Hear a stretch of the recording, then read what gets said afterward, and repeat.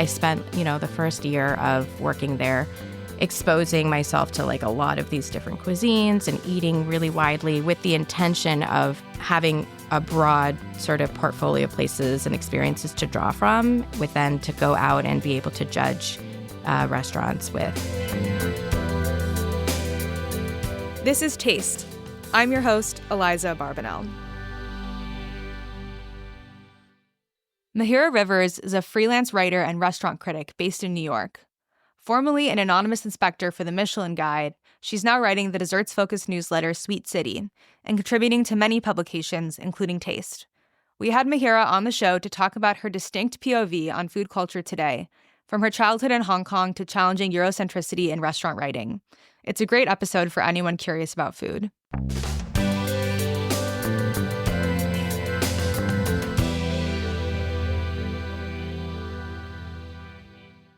Mahira Rivers, this is Taste. Thank you for coming on the podcast. Thank you for having me. I was just saying this in the elevator, but we have emailed each other for years, Right. Partially because you write great stories for Taste, and we've never met in person, so I'm really excited right now. Me too. The admiration is totally mutual, and I'm very excited to be here. To start, I'm wondering if you could tell me a little bit about what kind of food memories you have from growing up. Definitely. So I grew up in Hong Kong. I'm Pakistani, but I grew up in Hong Kong. So obviously full of great food, just being in Hong Kong and being surrounded by great Cantonese food, but also East Asian food in general. Everything there is just so delicious. And some things that I guess I really fondly remember are just in school. We would have this thing on Fridays where we would get McDonald's delivered to our school. And McDonald's in Hong Kong is the best. It's better than any other McDonald's in the world. And I just remember that being such a coveted day. Friday was McDonald's day. And then later in high school and stuff, we would get they would have spring rolls and curry samosas, the Cantonese style. And so that was what I would always look forward to. My family, we would go back to Pakistan often. And so being there and having a lot of desi food and just being in people families' homes and having home cooked meals was such a highlight. And it's true, the best Pakistani food is definitely home cooked food. And I was really lucky to have such a great exposure to that. And obviously my mom's an excellent cook. And so we had a lot of home cooking growing up. So I was really exposed to everything. I was really lucky to have access to just incredible food growing up. I'm so jealous and want to eat all of these things, but I need to know more about what McDonald's is like in Hong Kong. Is there a signature menu item? Oh, yes. It's changed over time.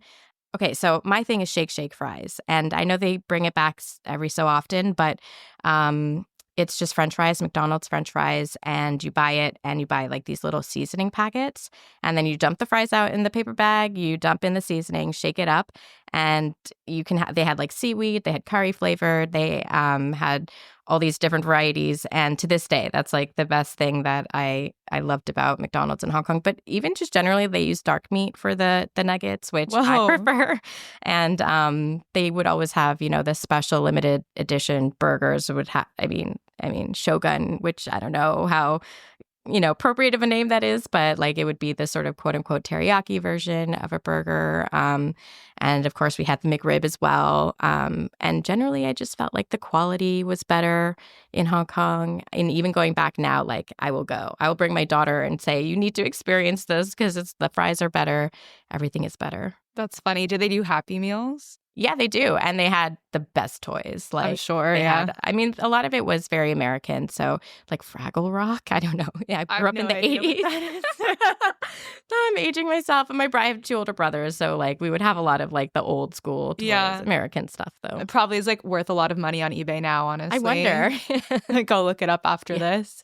So I love hearing about all the different kind of food that you were raised on, because one part of your biography that I really want to talk to you about is your past as an anonymous inspector for the Michelin Guide. Mm-hmm. And I feel you must have been just ace at that because you were eating so many different kinds of food. What was it like to have that job, and did you wear disguises? Ooh, this is such a wonderful question. And I did not wear disguises. And that itself is a really, I think, important and sort of fascinating topic. I never felt the need to, partially because as inspectors, there's really no like nobody knows who the inspectors are. That's so intentional. And so there was never any concern really that our picture was like in the back in a kitchen somewhere where people really knew what to look for, even if it was like a 10-year-old picture. There was nothing. And so for me, I'm Pakistani. I go into a restaurant solo most of the time. And it's pretty like people looked over, I guess, the fact that like maybe I was sitting at the table and had an agenda, Mm. and take that for what it is. But that was very much the reality of when I was dining out. And it worked to my benefit. So I was able to sort of like get by without having to worry about that. And I really found that having an alias, just like having a different name on the reservation, was really good enough to kind of misdirect people, basically. But yeah, that job was probably like the highlight of my career, my professional life. It was an incredible opportunity. I really enjoyed it. It was really, really cool to see like the inner workings of this brand that no one really knows about or talks about. So I do feel like I was really lucky to be a part of that history. Yeah, I'm really curious about what it was like to start working there. Were you given a checklist of what to look for, and how much did you kind of build your own internal instincts of what was a good restaurant? Yeah, that's such a good question. It was totally like the first year of that experience was definitely like calibrating my palate, basically. Like I would shadow other inspectors, more senior inspectors, and kind of gauge, where a restaurant was sort of falling in the spectrum of things. And the way I was taught to sort of judge restaurants is that everything is relative. And so when you're going out to eat, it doesn't occur in a vacuum. Like the food is not, you can't judge it in isolation. You have to always be thinking about what the scene is like and who else is cooking in this way. And you have to always have this comparative mindset. And so for me, that was really, I spent, the first year of working there exposing myself to like a lot of these different cuisines and eating really widely with the intention of having a broad sort of portfolio of places and experiences to draw from, with then to go out and be able to judge restaurants with. And so there was a list of criteria that we were given, and there were reports we had to fill out at the end of every single experience. And, my the people who were training me, they would kind of go through it with me and help me understand, like, okay, this is something you should pay more attention to. That's not as important in terms of the final decision. Like all of that was very handheld in the beginning, but it was just a lot of eating and a lot of talking about restaurants and food. And it was great. It was overwhelming. There was just so much to learn, and it was very overwhelming. But I will say by the end of it, I was like, this is amazing. Like this job is incredible. And I felt really confident. Yeah, and you were there for 5 years, right? Yeah, just about 5 years. So now that isn't an official part of your job, but obviously you still are writing and thinking about restaurants, do you find yourself kind of slipping back into that role when you go eat out at a restaurant? Are there any identifying factors that you still look for today? Definitely. I mean, once I do think that once you've like worked as a critic or even anybody in the food industry, I do feel like it's very hard to stop thinking like a food critic or stop engaging with restaurants with that kind of like behind the scenes almost knowledge. I will say that probably I'm more forgiving of a restaurant than I might have been pre all of this work. I always went to restaurants as work, and like I understood that people there were also working. And so it felt almost more transactional than it probably would to another person who's just going to go and experience this evening or whatever, this meal. And so for me, the food was really important. The service was less so. And I think to this day, I'm super forgiving. Like if, things go wrong, if I'm waiting a long time, if the bill never drops, if I have to like, go after a server for something, like it doesn't bother me at all. Whereas I know that like my husband, for example, will be like kind of irritated and service might impact an experience more than it would for me. Yeah, I think that's really interesting. And I totally relate to what you say about just, it's like the Matrix, right? When you like take the pill and you know how to see things, it's Totally. hard to turn that off. I was at a restaurant recently and this guy came in and sat at the bar next to us. And I just knew immediately that he was a chef because of like 5 different things that he did during the meal. But honestly, the chef tattoos were enough on their own. But then he was talking about how he didn't have to work that day and it happened to be a Monday. And he was asking all of the servers' names and just everything, the way he existed in that space. I knew that he was a chef. And then we got in the car afterwards. I made a comment about it. And everyone I was with was like, oh, how did you know? And I was like, pull up a chair. Let me tell you this whole rundown. But I think it's interesting to be doing that in New York also, right? Because there are so many different kinds of restaurants and it is such a like difficult city to have a restaurant. And do you enjoy eating out in the same kind of way that you used to? I do. I think that New York is really expensive right now. And I think that is always now like, what's the value proposition? Am I getting my money's worth out of this meal? Because I do pay for everything myself. So before it was clearly covered. Now that value question is a lot bigger in my mind. But I do love eating out because I feel like there are so many narratives you can spin with the dining scene in New York, like because it's so rich, like the industry and the voices, and there's just so much of it. And I love that. Like you can really cater your experience to what you're looking for in that specific day and time, and there's something for you in New York. And I think that's amazing. Yeah, I really like that. And I want to talk to you about your writing a bit more, just because it's fun for me as one that gets to edit you sometimes to talk more about it. I feel like you have a really good eye for stories, like the rise of shrimp burgers, for example, or home cooks that are trying to make blooming onions at home, which respect to them. Do you feel like there's a certain kind of story that you're drawn to as a writer? Yeah. I think this is a important question for writers. At the beginning of any career. And I do feel like I grappled with this a lot when I was starting to write, because in food specifically, it's so closely linked to our identities and it's so personal that it felt like the automatic first thing to write was something I knew deeply and intimately. And I see that in the industry where people really lean into what they know. And for me, that was tough because I'm a third culture kid. I grew up in Hong Kong. I'm Pakistani, but I'm also very westernized and Americanized, and I live here. So there was just like all this all these potential avenues for me to kind of explore as a writer. But none of them I really felt like I could own. And so that was a huge challenge for me. And it continues to be like a little bit of an existential question I ask myself, which is why I think restaurants has really spoken to me, and like understanding how we tell stories through restaurants, but at the same time understanding that restaurants are commercial enterprises and they're businesses, and we have to be careful about what messages we're taking from restaurants and what we're learning about people. I love history, and I think that came through in my shrimp burger story. Is I was like trying to find like who invented this and like Right. what communities have touched this and who is not getting credit for it. And I wanted to like untangle all of that and unearth all of that.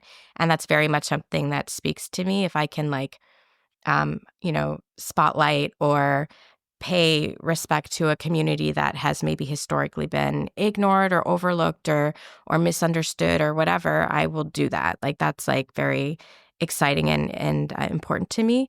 So yeah, it's like all of these things. Yeah, I think it's interesting because for a long time, the concept of a beat that one reporter focuses on was really prized. And I think that speaks to a different era of journalism, maybe where there were more staff jobs at newspapers and you could really own traffic or restaurants or whatever that might be. And today in this landscape where there's so many different things happening and so many stories are maybe broader than you think, like even what we consider to be a food story, as what you're saying, touches on so many other topics as well. Totally. And I went to NYU for grad school, and it was a food studies program, and it was so broad, and that was part of the challenge. Is like, well, what's your niche going to be? And I really didn't have one. Like, I cared so much about the food system, and I cared so much about like learning about the Farm Bill and like trying to understand all these policy things that were affecting how we ate. But then I also really cared about culture and how we identify with foods and what that says about us as people. And like I could go in any direction. And I find that food writing really allows me to do that. And restaurants especially, really are like such a rich ground to talk about all these things too. Definitely. You wrote a column for Resi called Taste Matters in 2022, which was nominated for a James Beard Award, and it was challenging the Eurocentricity of good taste in restaurants. I'm curious what their like big takeaways were from that column, and if you see any shifts in that area since then. Yeah, that was really like such a right place, right time sort of column for me. And I feel really lucky that I was given that like space and opportunity because, like you said, there's just fewer jobs available in media right now and fewer opportunities to really go after like these like broader kind of thinking topics. So for me, growing up outside of the US, I feel like I bring a different perspective to the stories that I tell. And one of them that was really important to me was this idea that, the food of immigrants has perpetually been cast as this sort of cheap, exotic thing in America. But I grew up in Hong Kong where the food was phenomenal and like at every price point. So like the most expensive Cantonese food you can find, the best in the world probably. And it was just remarkable how much talent and skill and effort and like I grew up with that. That was so normal. But then of course you have, the street food that's like pennies and you can get also fantastic food. So for me that like scale was so natural. And even in Pakistan, like I never felt like this food was something that was you know, inexpensive, cheap, to use that word specifically. Like I just didn't have those feelings. So coming here, I really felt like it was important to continue talking about these things and challenging this idea that you have to go far away to like far-flung neighborhoods to find authentic quote unquote food. And it has to be cheap and it has to be all these things. I really wanted to challenge that by saying it can be wonderful at any price point. And we as these cultures that are sort of beyond the Western European construct, like have excellent food and, really beautiful cuisines and rich history, so much history. And so it's always been my goal to try and bring that to my writing and to the message. But I think also I love to understand what people are kind of up to in the moment. And so a lot of that column was like reflecting what's happening in restaurants too. So pop-ups, for example, was one that I wrote about, like mirroring kind of this crazy moment we're in the pandemic. And also this idea of like fusion cuisine, which I wrote for that column and sort of challenging the idea that fusion is bad. And what we live in now is this era of third culture cooking, which is essentially fusion cooking, where people from all kinds of backgrounds are bringing the intersectionalities of their identities to their food. And that makes food so good and so fun. And we're just really lucky to be experiencing that right now. Yeah, I completely agree. And I also think it's interesting because, like, so much of food, even what we would consider to maybe be like quote unquote authentic, actually does come from fusion of culture. Like, Mm-hmm. as you no doubt well know, in terms of like thinking about Italian food without tomatoes, for Right. example, or Thai food without chili peppers. And I think that it's an interesting moment in dining culture here in New York where I think there are these kind of quote unquote fusion restaurants that are really popular. And then at the same time, there are restaurants who have a lot of clout in the fact that they are maybe like overnighting ice from Japan for their Right. shaved ice or that kind of thing. Do you think that the kind of like hype or the way that we value these more fine dining restaurants has shifted even since you wrote this column? I think so, yeah. I think that for me, broader, more diverse kind of group of chefs is now in positions of being the head chef at their restaurant. And they've come up through kitchens. Maybe I will say, like Dave Chang at Momofuku was such a pioneer in this space. And I know there are a lot of chefs who came up kind of seeing him do what he did for Korean American, Asian American food. And I think that that really blazed a path for what we see today with younger people, chefs kind of taking control of their own kitchens and telling their stories and using their point of views to kind of bring the diners along with them. I think diners are also changing too. Like maybe they identify as well with like the Asian American experience or something like that, and they want to see themselves reflected in their dining experiences. So I definitely feel like it has changed. I think that operating a business is extremely difficult. And I do think that, there are limitations to what restaurants can do, which might be why for a minute we were seeing a million tasting menus come up. And so I think it's kind of like fine dining has changed, but it also hasn't changed. So there's different ways you can kind of spin that. Yeah, I think you're right that there are so many different ways to slice the pie, and that Mhm. for every new restaurant that opens, there are also the kind of old guard that are still around and like still kind of setting the tone in that kind of way. Totally. So I also want to talk about your newsletter, Sweet City, which is about like New York's best bakeries and restaurant desserts and sweet shops, which I'm obviously like very well inclined to like. And I'm curious what drew you to that theme specifically. Yeah, so when I was working for Michelin, I would be traveling all over the country, eating a lot, and still in between meals, I would be going to the bakeries at whatever city I was in. That was just like something I loved to do. And I have a huge sweet tooth. That's definitely an interest, like a personal thing that I enjoy. But I also love the way that bakeries and any kind of like dessert sweets shop, it's just very accessible to people. And you can really make a bakery or something like that a part of your daily life, where it's difficult to do that with a restaurant in the same way, especially where I was at Michelin, like the very expensive restaurants. You're not going to that more than, once a year. So it was just really nice to be, to kind of be in a world where it's more intimate like that and it's more accessible. And I missed being a critic, and I felt like no one was really approaching sweets and desserts in that way. So I felt like it was a unique opportunity for me. And I do have a daughter, she's 7.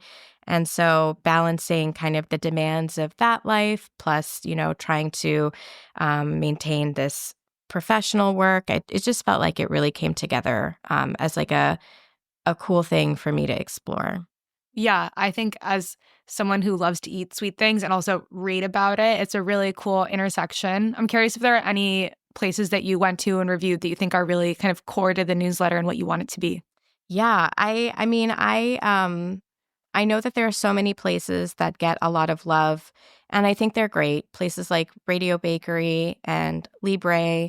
But I will always send people to my favorites, which are Alf Bakery in Chelsea Market, Lise in the Gramercy area. I love Otway Bakery and Laurel, which is a new one in Brooklyn. Rafts in Soho is great. Supermoon. I know we just got a Salt and Straw, which is really exciting. I love their ice cream. And then actually I like review restaurants, which is unusual, like restaurant dessert menus. And I've really loved the pastry case at L'Industrie, the pizza place. So good, unexpectedly. And also La Cantine in Ridgewood. Like, it's just an all-day cafe, and they have an amazing pastry program. And you don't really find that very often. Do you bring your daughter with you ever? Oh, all the time. And how much does her taste impact the review? It doesn't, because children, well, children are like the worst critics in that they love everything. Well, my child with sweets in particular, I would say, she will give everything a 10 out of 10, literally everything a 10 out of 10. So in that way, it's quite helpful when she says she doesn't like something.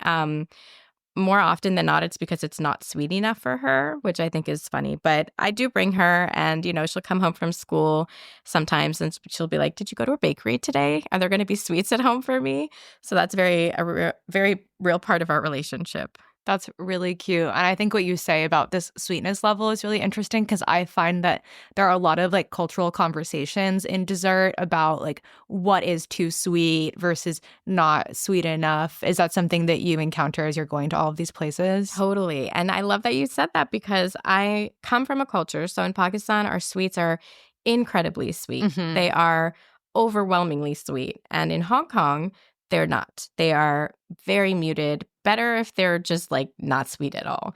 And so I love both. I think that there's a time and place for both, and the proportions of how much you're eating will change, vary based on what you're having. But yeah, I think for me personally, I do lean towards stuff that is less sweet. And it's not that it can't be sweet, but it needs to be balanced. I think there need to be other factors in the dessert that kind of pull you back for more. And you can have a very sugary dessert and still have that. Yeah, I like this idea of the context mattering for the sweetness a lot, because I do think if you're thinking about like what the platonic ideal of one kind of dessert is versus another, like there are some desserts that just would not make sense if they weren't sweet. And then on the same time, the fact that it is not too sweet really matters for like another culture that the dessert comes from. Right. So we've been talking a lot about restaurants. I'm curious how home cooking fits into your life. Do you like to cook at home? I love to cook, and I cook so much now. I go out to eat at a lot of bakeries, but I'm always cooking dinner. So we actually live close to Katagiri, which is a really excellent Japanese market in Midtown. And I shop there a lot. And so we are eating, in general, we're eating mostly Asian food. And because of our proximity to Katagiri, I do love to make a lot of Japanese food. We went to Korea a few years ago, South Korea, and in Seoul, I picked up a really amazing cookbook from the Korean Food Foundation randomly, and I use that a lot. So we have a lot of Korean food at home. I make desi food as much as I can to get my daughter acclimated to the spice. So she's in charge of nacho night. We do that like periodically. And she's actually fully self-sufficient now. Like I will prep some of the parts of it, but she will do the layering and she'll assemble, and she's very proud of herself for that. So that's been really fun to cook with her in the kitchen. But yeah, I make dinner all the time, and but it does skew very heavily Asian food. I mean, it all sounds very delicious. And I love the idea of her having nacho night as her domain. I think as a kid, I would make salad dressing. That was like the first thing that my parents had me do. And they sat through a lot of like me thinking that ketchup was a good addition to salad dressing, which maybe as an adult, I could make that work. Yeah. But I think like it's really interesting, especially in a city like New York or Hong Kong or a lot of these international cities where kids are exposed to so much different kinds of food, like how you cultivate that home cooking sense as well. Totally. And like how you bring that home, because something that I love about people who have grown up in New York is that everything is like in the domain of our food. Like sushi is our food and Chinese food is our food. And going out for these things is just as ordinary as what you might think should be your food if you like have, very specific, background. But it was less so in Hong Kong. I will say, like, it is a predominantly Chinese city. I did go into an international school, so it was always curious, like, what is the home life like? Because it's very different for all of my classmates. It was very different. But my parents are obviously Pakistani, and they grew up there. And so there was a heavy, heavy British colonial influence in our eating at home as well. So like Christmas puddings and lamb with mint sauce and mulled wine. Christmas to me randomly is like a really big deal for that reason, I think. Yeah, that's so interesting. I want to play a little taste check game to close. But before we do that, I want to know where you go to eat in New York when you want to eat good Cantonese food. Ooh, good Cantonese food. Do you do dim sum? We do dim sum, definitely. And Dim Sum Garden randomly is a chain, but it's quite good. There's also a place near Madison Square Park called Dim Sum Sam, which we like. In Chinatown, Dim Sum Go-Go has kind of been the perennial favorite for a long, long time. But yeah, Dim Sum Garden, it's been like surprisingly good. I'll have to go there. I go to House of Joy as my like go-to dim sum, mostly because I have a friend from Hong Kong who kind of like holds court there on weekends. So I just go so that I don't have to order anything and someone can just whisk all of the steamer baskets over to me. Is that in Brooklyn? No, it's in Chinatown. It's like kind of further south in the older part of Chinatown. Yeah. If you ever want to go on a Saturday, let me know. Yeah, I'm down. Okay, so now I'm going to play this taste check game with you. So I'll give you a category and you just tell me the first answer that pops into your head. Okay, favorite New York City restaurant? Yellow Rose. A restaurant from Hong Kong that you wish was here. Ooh, Yat Lok. It's like a roast goose. Yum. Yeah. Your favorite New York City bakery. It has to be Lise. What do you like to get there?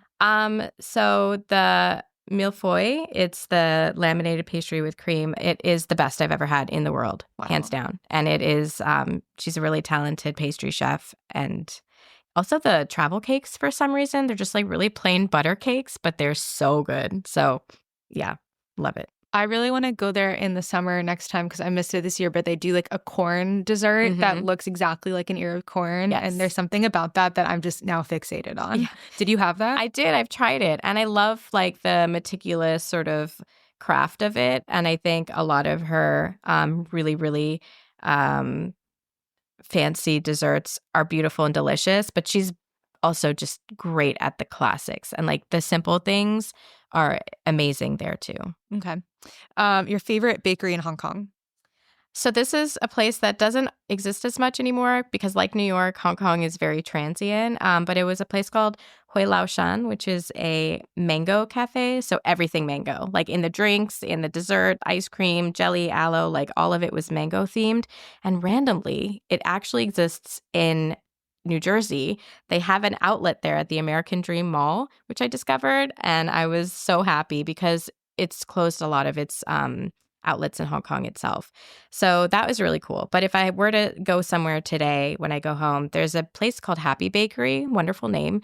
It's in Wan Chai on Queens Road East, and it's like your quintessential Cantonese bakery with like the egg tarts, the pineapple buns, the sponge cakes, and it's also good. My eyes got so big when you said mango everything, and the fact that it's in New Jersey at the American Dream Mall, like that is my American dream, probably is eating mango everything. Same. Okay, your go-to bodega snack. Oh, I don't know. It's the spicy bulldog carbonara. I just tried that for the first time. It is amazing, and it is so, I don't know why, but I love it. And every time I see someone eating it on TikTok or something, I'm like, I need to eat that right now. So my bodega has a stash. So hot tip. Yeah. Okay, your go-to bagel order. I love a whole wheat everything flat toasted with cream cheese. And I feel like that's terrible and everyone's going to yell at me, but it's a good order. You're sticking to it. I'm sticking to it. It's good. A now closed restaurant anywhere in the world that you wish you could bring back from the dead. There's a place so Ma Pesh used to be around Midtown here. That was a Momofuku restaurant. But within Ma Pesh, there was a counter. And the chef, Paul Carmichael, he used to be at that counter. And he left and was cooking in Sydney for a minute. But I think he's finished in Sydney and is somehow like, I don't know, somewhere back in the States. But anyway, he had this limited chef's counter before that was a thing. And he did a tasting menu there. And he's from Barbados. And so his whole menu was like heavily influenced by the Caribbean. And I just remember sitting at that counter and like we were like pounding out our own mofongo as part of this meal. And it was just unlike anything I had ever experienced. My husband's half Puerto Rican. And he was like, this is amazing. And like we were just, and he's such a cool guy. Like Paul is such a cool chef. His vibe is so chill. And he brought that to the table. And it was just such an amazing experience. So the food was great. The vibe was great.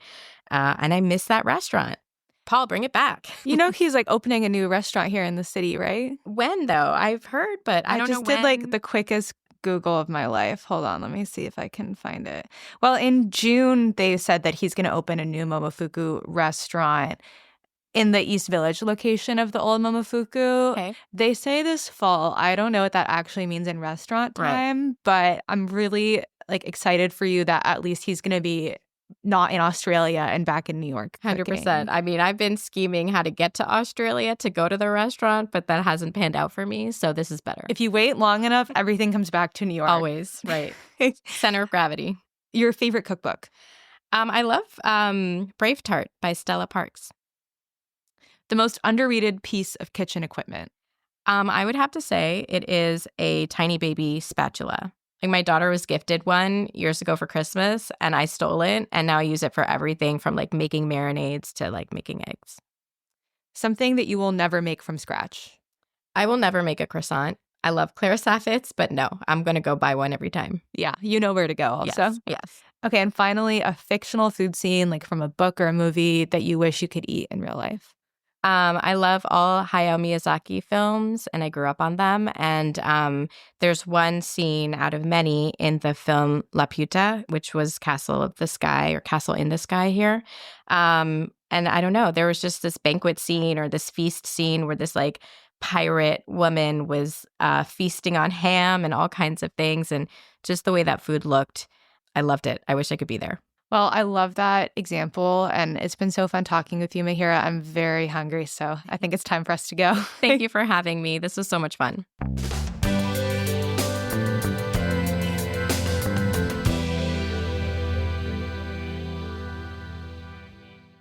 Jordan Michelman, welcome back to This Is Taste. How are you, my friend? I'm so good, and I'm thrilled to be back on the show. Love the show, Matt. Frequent guest, but even more frequent listener in my personal life. So Well, I'm that's excited to kind, be back. buddy. Well, it's kind of you to say, and really, I love working with you on Taste, and we've worked on some memorable stories this year, and I wanted to go over a couple of them and have you back because you're a great convo. But first, I have to know. Yes. What have you been enjoying recently in Portland, your hometown, restaurant-wise? Oh my God. Well, so right now here for my local, I do some work for like the Glossy magazine here in the city, the Portland Monthly magazine, and they've had me tromping around town, seeing a bunch of stuff the last month or two. I wrote about a really cool, very kind of chic, contemporary, interesting, I would almost say nationally notable new wine bar that just opened here called Fancy Baby, which is like pretty over the top in terms of what they have on their wine list and what they're pouring by the glass. And they've got kind of DJs, and it feels really interesting. And sometimes out here we'll say, like, doesn't feel like you're in Portland. And people usually mean that as a compliment. You know, it's sort of like a provincial self-owned compliment kind of a thing. But this place really does have a little bit of a feel of like you could be in London, you could be in Paris or New York or LA or one of these sort of bigger places. And I think that place is really cool, really a lot of fun. I also been spending a bunch of time writing and hanging around at this new kind of like a dive bar, sports bar thing, but with really good food called Jerry's Tavern. And the guy has a big following here for making like Midwest style kind of tavern pizzas, like cracker crust flat tavern pizzas. He's from Northwest Illinois and his wife is from Wisconsin, and they're running this kind of like Wisconsin, Illinois bar, but it's cool. It looks like it's been there for 75 years and it's been open for like 8 months, which is Wow, fun. Jerry with the old school patina, and I love to see that my Yeah. beloved Midwestern pie is touching shores. It's not just New York; it's on the West Coast too. He's also making great wings and, cheese curds and some of this kind of stuff. He does like the perfect, like the fruit muddled old fashioned, the brandy old fashioned and stuff. Yeah. And the best Bloody Mary that anybody has, I think, ever served in the city of Portland, they're making at Jerry's. So, Dude, those are like checking those are like the Wisconsin food groups, like the brandy old Correct. fashioned, the Bloody Mary wings and tavern style pizza. Yeah, but he's doing a great job with it, and it's really fun and packed, busy, really popular and successful, which I think sometimes isn't as important as it should be for when we think about stuff to write about. And I think it's fun to have a place that's like interesting in all these ways, but is also like a hit. Yeah. Well, I also I peeked at your social. I follow you, and you've got a really fun feed of travel. You're always traveling. And just like you have a really great sense of style with your social. I mean, you got to follow Jordan on Instagram. I'm just putting that plug in here. But I peeked that you were at the Chateau Marmont in LA, spending some time there. So please give me the scene check. And did you go to the GQ party there? So I was there for a week working on the second draft of a novel that I have been working on in drips and drabs for a couple of years, but really did a ton of work on this year in 2024, and now into the second draft part of it, which is very interesting and hard and fun. And I wanted to go hide out somewhere for a week and just kind of do nothing but work. And the Chateau is sort of famously a place where people go and do that. And if you sort of look back through the history, there's so much. I mean, everything from Duke Ellington to, they did all the rehearsals for Rebel Without a Cause there. I mean, all this kind of amazing art has been made and created at that hotel. But it's also a scene, and it's like the kind of place where like, this is not a hotel lobby where you can go down in your jammies. Like it's very fashion show. Like it's very just chic. And they're sort of expected to keep up the vibe a little bit. So some of it made me feel a little bit like a hayseed at times, but like in an interesting way. It's like, oh, I'm a Northwestern guy, my flannel and my hat, like it. But it's like cool. It was very different than even in LA, places that I've like spent a lot of time at or hung around or whatever, and very creative and interesting and like so haunted and just kind of vibrational with like all the art and culture that like happens there. And of course, all famously kind of all the deals and so forth that go on. And yeah, it was a trip. It was really interesting. Definitely memorable and fruitful for me. What's the food like there? I've heard that the restaurant is both good and terrible. So and maybe there's an in between. So did you have any food there? I did. Yeah, I kind of didn't leave the building. Like I went out the last night with some friends, and we went to Major Domo in LA, which I think is one of the best restaurants in the country. Absolutely. The Momofuku that they opened in LA. It's like that place is like colonists gone lost on Mars, right? And they've kind of built their own culture. Like it's whole own thing what they do at Major Domo. And for taste listeners, like maybe if you haven't been in a little while or you've never been to that, oh, it's so great. It's one of my favorite restaurants in the country. Like I just had this killer, awesome dinner there that was exciting, like going to Sambar felt 10 years ago, 15 years ago. Like I really had such a great time. Fully agree. I went last summer and I had the same experience. So great. Yeah, at the Chateau, I like there's cool drinks and there's some nice food. Like, my room service burger was great. Like that kind of stuff was awesome. And I think it's doing a good job. But it's also everyone there is sort of so impossibly chic. Like it's hard to want to eat. Like, I don't know if it's a foodie place. Like I don't #foodie. Like, I don't know if it's got the same F&B thing as it does this like amazing arts and culture thing. Like the food that you're eating is interesting, and I had good food and really good drinks. I think the bar program there is actually really smart and good. But the conversation you get to sort of overhear, or like the people that are there, which of course you have to act like isn't a big deal because that's part of the sort of social code of those places. You can't act like you care or notice who's sitting there. But that's the really delicious thing that's going on at the restaurant at the Chateau is like all just the vibe of it and who's there and what the conversations you get to overhear are, and like who you're back in the little cigarette nook with if you go back to the little cigarette nook for a minute. That whole thing that's the real knife and fork of it. Like, I love that. I got to make it there. I've been to the bungalow a couple times, the bungalows, but I've never stayed the night. Were you in the tower or were you in the bungalows? I was in the tower. I had a little junior suite that opened out, had a little balcony that opened out. Ooh, looking out Jordan. It was extremely chill. Like it was, yeah, I pretty much didn't leave. And I think also for like going to a place where you're gonna high key not leave. I mean, I didn't even rent a car, which is crazy in LA to not have a car. Oh. I didn't even rent a car. I was just pretty much just there. And it was great. I also say like the Chateau is famous for the staff being awesome, for the staff kind of having this like crazy Venn diagram of like everybody is so cool and so chic, but they're also really warm and nice and like will take care of you. And like that feel of that being there for a couple of days was really special and really like is a real thing. Very cool. Well, thanks for the scene check. Appreciate it, buddy.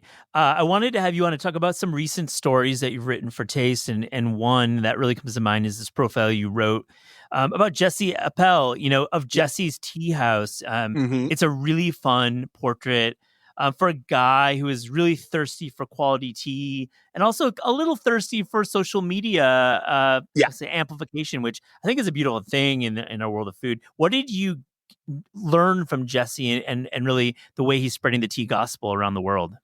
Yeah, I think, with you and me with Taste, we've done, a half dozen of these kinds of stories now where it's like food influencers that we think are good. Like there's so much food content on social media and so much drinks content on social media. And I don't think all of it is good, but there's some people that are doing awesome work in that media and have really kind of built worlds around themselves in those mediums. And Jesse's really the guy for tea in the English language world for tea.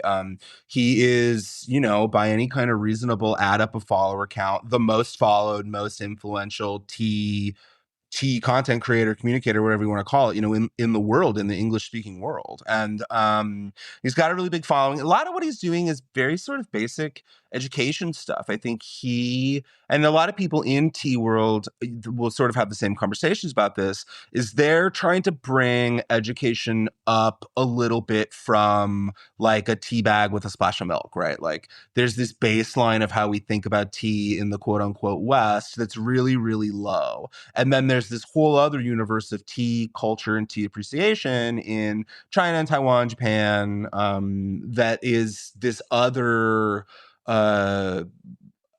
galaxy of like how high that level goes and how culinary it is and how like intense it is and interesting it is and how it's dug into culture and all these kinds of ways. So he's really educating, and sometimes that's by talking, and a lot of times it's by showing. Like he takes his account to interesting places, and like sometimes he's brewing cool tea in his apartment, and then sometimes it'll be like him with this like amazing tea trader in Beijing, and they're like having the entire conversation in Chinese because he speaks fluent Chinese. And like there's just, it's a lot of fun to follow. And I was a fan first for a while before I was like, okay, I want to dig into this guy a little deeper in a story and sort of learn his story and learn about his world a little bit. Because I think it's really interesting. He's walking a really tight line with what he does. And he's a comedian. He's really funny and interesting, and just had a lot to kind of dig into and talk about. Yeah, I love the profile. I think you can really tap into his personality a bit in the short profile. And also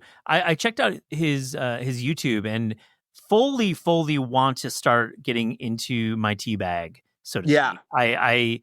I'm very novice, and let me ask you yourself, like you run Sprudge, you co-founded it, Yes. and it's a very influential, if not the most influential coffee platform in the world, and it's terrific work.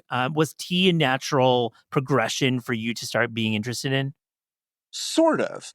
The first big tea story that we ever did on Sprudge was about this place called Song Tea in San Francisco. And this was back in maybe, I don't know, 2015 or 2016. And it was because we had started noticing them as being the tea that was getting served at all these great coffee shops we liked throughout California and then even up here in Oregon. And it had almost become this kind of like, I don't know. Once upon a time in coffee, if you walked into a cafe and they had certain types of gear, like if they had a certain espresso machine or they served certain just styles of coffee, you could bet that that was going to be a great cafe. But as specialty third wave coffee, whatever you want to call it, got more and more popular in the 2010s, you started to kind of have to look for other tells that a cafe was like a really serious cafe. And this Song Tea Company in San Francisco became one of those tells. We just started noticing it at all these awesome coffee shops. And we're like, that's interesting. That's a story, let's dig into that a little bit. And, so we went and met the guy, and like I sat down and had like a tea, session with him, and he did his gong fu cha, like he brewed all of his tea, using ceramics in this very kind of personal handmade style where you just sit across from somebody and they're brewing lots of things and doing multiple steeps and tasting. And it just absolutely, got my cookies off, man. It really blew my mind. And I was like, wow, this is, holy shit. And that started me being like, wow, I got to do this all the time. Like, I want this, to drink it. And then I think from there, you kind of write your life, right? Like you get into stuff and then eventually you're going to write stories about it. And now at this point, I've written a lot of, a good chunk of tea stories over the last like 6-7 years. But it came from us seeing it at these coffee shops and being like, we keep seeing this brand. Like, what is up with this? And going from there. Love that. And, I want to also ask you about in America, and this relates to your profile of Jesse. It seems like in America, it's no time has been better to drink quality tea and get it via either brick and mortar retail or, of course, online through subscription or just one-off buying. What is your assessment of the American tea drinker right now? And do you see any, slight echoes about specialty coffee and maybe the late 2000s and onward? Is this like a sleeping giant in our country? Or on the flip, is it always going to have a very particular audience? And is there always going to be a great barrier because of that whole tea bag with milk persona about tea? I think that the answer is somewhere in between those things. That whatever zeitgeisty thing that happened with specialty coffee in the late aughts is in many ways a product of that period of time as much as it's related back to the actual what was being drunk. And it's a very different world now than it was 15 years ago in so many different ways. But I will say that tea, sort of serious tea drinking, kind of Chinese style tea drinking in America, it's definitely a subculture. Tea consumption in America, though, when you expand that out to things like bubble tea and the rest of it, is one of the fastest growing drink categories in the country.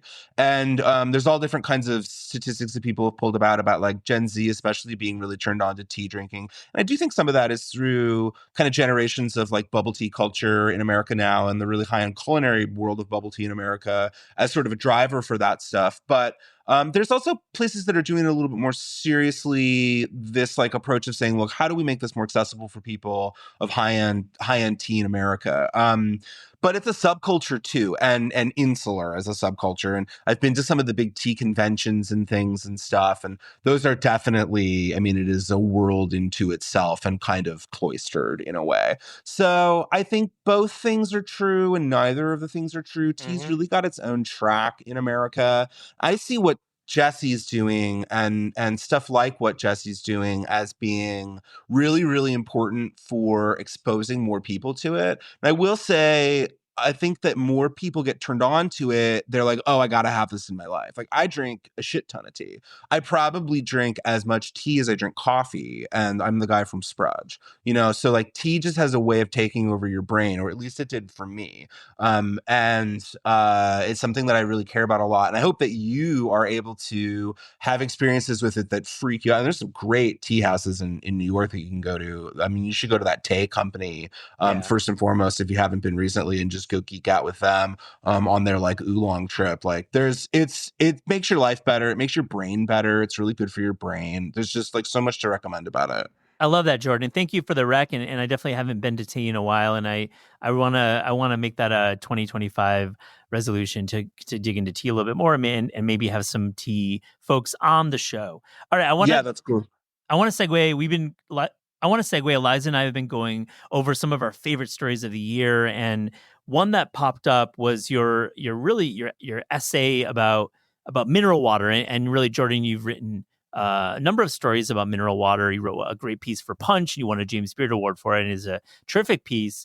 And you followed it up with this piece on Taste about this incredible world of water that you've been following, but you kind of have come to the conclusion that nobody really cares to some extent. Tell us a little bit about mineral water in America right now, and really why people actually should care. Well, people should care because it's delicious, and that's the biggest thing. I mean, you can talk about all the different kinds of stuff of health benefits. It's like God's Gatorade, the electrolytes and minerals in it, and all this different kinds of stuff.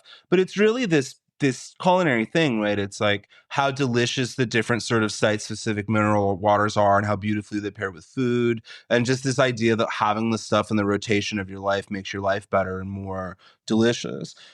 So people have access to, pretty good tap water in America, but then there's this whole other category of bottled water. And when you travel, maybe you get exposed to it. In Europe, maybe, like if you go to Italy, it's like cool restaurants are all sort of in like a battle somewhere like Italy over like who's pouring really cool Italian, sparkling water who's pouring really cool bottled water. It's like that in England too, all this amazing bottled water that they have in England. And there's a little bit of a culture for it. We don't have that same culture here in America, and there's reasons for that. Some of it is the access to tap water. Some of it is the telescoping and the kind of control, the like hegemony that like some of the very large, Nestle owned brands have over bottled water at even the best restaurants in America. And it's something that like, I guess I've started looking into it and have kind of fallen down, my own world of being obsessed with it and drinking it all the time. And I want other people to get into it and be excited about it, but it is a little bit of an uphill battle. And maybe I thought I would have grown more over the last 5 years, but the last 5 years have also been extremely fucked with the pandemic and all the rest of it and stuff. So it's hard to judge it, Yeah. just all things being equal. Yeah, the grip of the that big green bottle, which will remain unnamed, on American fine dining, and they of course do the big awards as well, Oh yeah. is clear and unfortunate, because if you do travel to Greece or Italy or Spain or England, you're going to get localized water. You're going to get water that has a lot of, I would say, minerality. It's going to have different levels of carbonation, and that leads to my question, Jordan. How do you taste mineral water? What are you looking for in good mineral water, both flat and bubbly? And also, what should we be drinking? Well, I think the biggest thing is letting yourself not think about it as one type of thing. It's letting yourself think about it as every single one of these waters having their own sort of typicity and perfect moment. Same way you think about wine. It's like asking, well, what do you think about drinking a wine? It's like, well, do you mean a red wine or a white wine or a sparkling wine, or what's the season and what's the moment for it and what are you pairing it with? Water has so much differentiation across the different styles of it. And really what you're talking about with that is like TDS, right? The amount of minerality, total dissolved solids in a given bottle of water. So some have a ton of minerality in them and are really salty and are almost kind of oily and thick. And there's like the right kind of moments for drinking those. And some are like super light and clean and taste like it's raining outside and you went out and like stuck your tongue out and drank rainwater, and everything in between, all of that kind of stuff. So it's really about being able to try different things and learn what the moments are for them. For me, I think one of the biggest light switch moments you can kind of have is buy a bottle of Vichy Catalan mineral water, which is a naturally sparkling water. It means it comes out of the earth with carbon dioxide in it bubbling. Natural sparkling mineral water from Spain, and have it with a steak.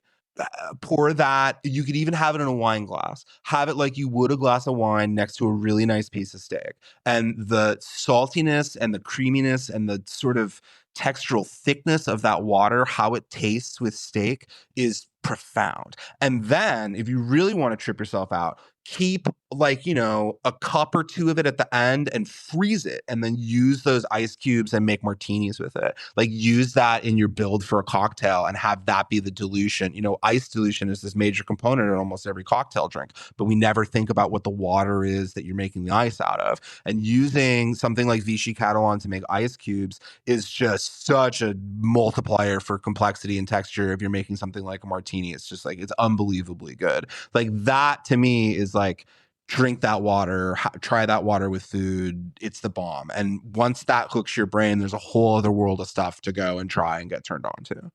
I like what you're saying. The idea that a bottle of a $4.99 bottle of water isn't just necessarily for the time you're opening it, but to use it in a cocktail setting, or even just to use it for later use for cubes, with other water. It could be an interesting way to use that Yeah. bottle up. Is there a country that is like a sleeper when it comes to this mineral water culture?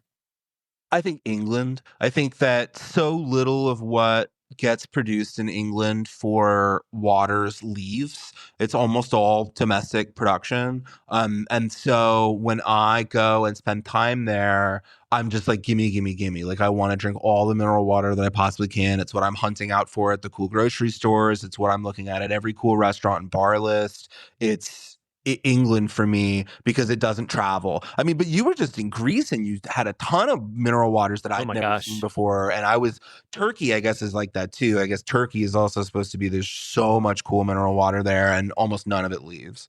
It doesn't leave. The bottles I was drinking in Greece were only available there. I tried buying them online. I sought it out and I couldn't find a couple particular bottles. And yeah, it's a cool part about travel, and leads to my question: Where are you going to be traveling next year? You always have a great itinerary, and you're a travel writer and food writer, and your coffee work takes you around the world. What's up? Well, I'm trying to finish this book, man, and that's kind of the biggest thing for me is I'm going to finish this book, and then I got to go do the book shuffle, right, and try to see if anybody would like to purchase it from me. And so I'm actually going to be spending a lot of time in New York and coming out to New York and doing that thing, because this is where such transactions take place, even in this day and age. And so that's really the toppermost of the list for me. I'm sure I'll go down and do stuff in LA again, but that for us here, from Portland to LA is only about 2 hours. It's the same time zone. It's really easy. And so I do that stuff pretty regularly. For bigger picture kind of stuff, maybe this next year I'll finally get to go to Japan. I've never been to Japan before, and everybody I talk to is like, you got to go. Why haven't you gone? You really seem like a person who would enjoy it. You should go. So maybe I'll get to do that this coming year. But the big priority for me is I've been trying to write this book for years, and then I've really spent this year really doing nothing but working on this big novel. And so anything else after that feels like I almost don't have space in my brain to think about it yet. Well, I want to close and ask you about a piece you're reporting now. We're going to publish it in January, about protein, and no spoilers, but you're uncovering a bit about protein culture, our protein pilled culture in America. What are you learning? And give us a little tease about what we will be reading in January.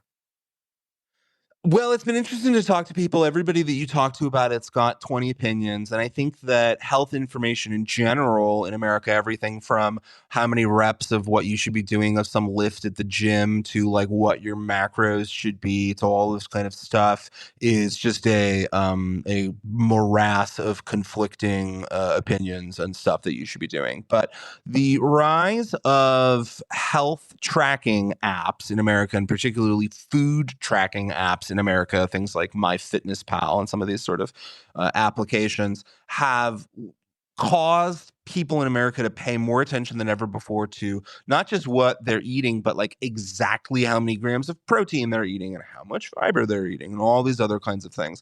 And that has created tons of growth in these product categories that are focused on macros like protein. And what was once sort of the domain of like gym rats has kind of crossed over into being like mass access consumer, and even people trying to say like, well, we want to give you your protein and have it taste good. And I think that that is a really interesting overlap of like, should it like, is that actually what we want? Like the functional protein bar that's like keeps your calories under X and gives you protein Y, should it also be delicious? Can it be delicious? Is that what we're supposed to care about? Should your lunch at the Chateau actually be delicious, or are you doing it for other reasons? Should the protein bar that you're eating actually be delicious, or are you doing it for other reasons? And so I'm trying to talk to a lot of people who really kind of make their lives in this niche of the world, and asking them those questions and understanding it, and trying to process through some of my own shit I've been thinking about with these apps and with all the rest of it and stuff, and reporting it out. I don't know where it's all going to go yet, but it's going to be a fun story, and it's been fun to do the work on it. I can't wait to publish it and work on it with you. And this idea of like, does it matter? Does taste matter? I think a little bit about cannabis, because like this idea of cannabis, having that like michelada flavored edible, like, sure. Does it matter? I mean, I don't know. That's where my mind tracks right away. Yeah, I think it matters in the sense that you can charge $18.99 for the gummy instead of $4.99 for the gummy. So that matters to someone. But I mean, like, to consumers, does it matter? Should it matter, right? Like, what does that really mean? And I think that with the protein bars and things like that, unless you are a fitness influencer or you're in fitness world, it's probably the one kind of food that people that are pretty online about the food they consume might not post pictures of, might not really do that same kind of meat space, cyberspace, IRL online performance thing of, there's something sort of more private about it, or almost sort of furtive about it. Like, I'm eating this to hit this macro for the day, but I'll show you the cool dish I had at the restaurant that night, And I actually think that's really interesting. I think in the increasingly all online sort of hyper digital lives we lead, the things we still do in private, that's an interesting story to me. I want to talk to people about that stuff. I love that. Well, this has been fascinating, Jordan. Thank you so much for joining This Is Taste. Thanks. I love being on the show, and really great to talk, Matt. And thanks everybody out there for listening.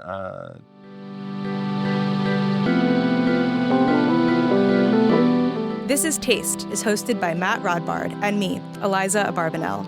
The show is produced by Shalia Harris and Pat Stango and edited by Clayton Gumbert. Theme music by Steve Rydell. Visit Taste online at tastecooking.com and make sure to subscribe to our newsletter for updates on all cool things happening.